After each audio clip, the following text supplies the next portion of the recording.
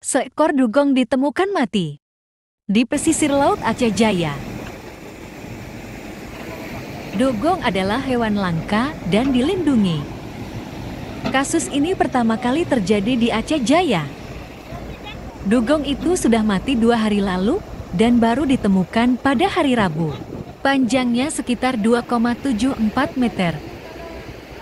Dugong tersebut diduga mati akibat terjerat tali di mulutnya, sehingga dia tidak bisa lagi leluasa untuk mencari makanan dan berenang.